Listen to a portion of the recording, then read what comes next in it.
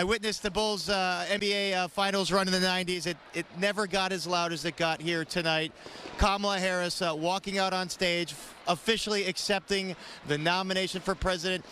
Her speech hit on some themes, biographical themes. She talked about when she was a prosecutor, she would say, "I'm Kamala Harris for the people." That's her political motto, too. She says she's had one client her whole life, that is being for the people. Another tagline here tonight, "We're not going back," referencing Donald Trump, claiming that he's going to take the country backwards. She wants to take the country forward. She hit on some policy notes tonight. She wants to institute some policy that would provide for more affordable housing in the country. She talked about foreign policy. She said that 5 days before the attack on Ukraine, she visited President Zelensky there and warned him of an imminent attack, and then helped Joe Biden mobilize NATO, and then touched on the very touchy subject of Israel and Gaza, saying she fiercely supports Israel's right to defend itself, but had to acknowledge the carnage that's happening in Gaza. She talked about women's rights. She said, "One must ask, why is it that Republicans don't trust women? We trust women." She wants to pass a bill to restore reproductive freedom in the United States. So let's listen to some of what she had to say in her speech tonight, starting with some very strong words for her opponent, Donald Trump. In many ways, Donald Trump is an unserious man. But the consequences of putting Donald Trump back in the White House are extremely serious. Consider not only the chaos and calamity when he was in office, but also the gravity of what has happened since he lost the last election. Donald Trump tried to throw away your votes. When he failed, he sent an armed mob to the United States Capitol, where they assaulted law enforcement officers. When politicians in his own party begged him to call off the mob and send help, he did the opposite. He fanned the flames. And now, for an entirely different set of crimes, he was found guilty of fraud by a jury of everyday Americans, and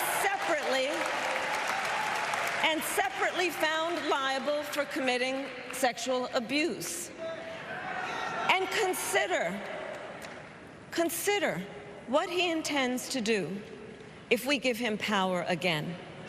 Consider his explicit intent to set free violent extremists who assaulted those law enforcement officers at the Capitol. His explicit intent to jail journalists, political opponents, and anyone he sees as the enemy. His explicit intent to deploy our active duty military against our own citizens. Take a look at the scene on the floor right now. The speech ended about 15 minutes ago. The party is still going on. Folks with Kamala signs, chanting, thrusting them up and down. The 2024 Democratic National Convention, a historic moment here in this arena that is 30-plus years old. The last time that convention was held here, 1996. Another jubilant moment. No Macarena this time, but plenty of music, plenty of dancing, plenty of entertainment. We heard from Pink this evening. There were rumors that Beyonce would be here, but those were foiled.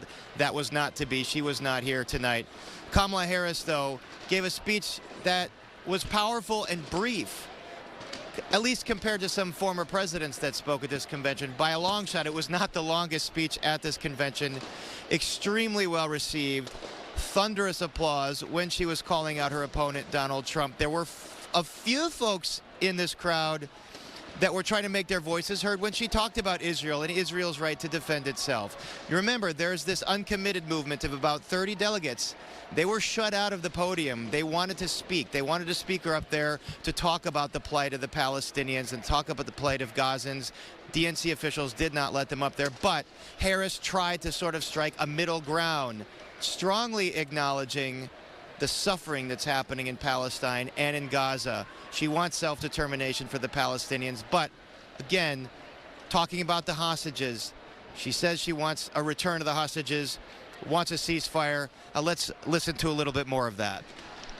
With respect to the war in Gaza, President Biden and I are working around the clock because now is the time to get a hostage deal and a ceasefire deal done.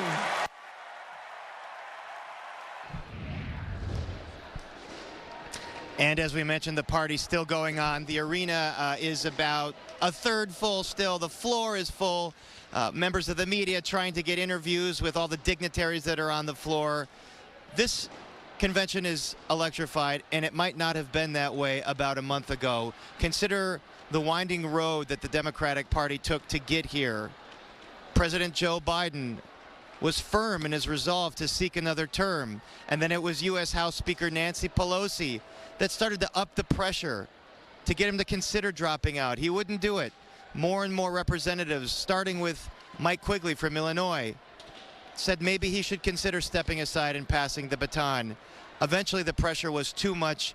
He did that a mere month ago, and this convention might not have looked the way it did this week. 4 very jubilant nights, a Democratic Party that is completely unified in this arena, even if there might be a few members, those uncommitted delegates that are not sure about this ticket, calling for the ticket to support an arms embargo to Israel. We're going to have a lot more from the floor here of the United Center on this historic August 22nd, but we toss it back to you now.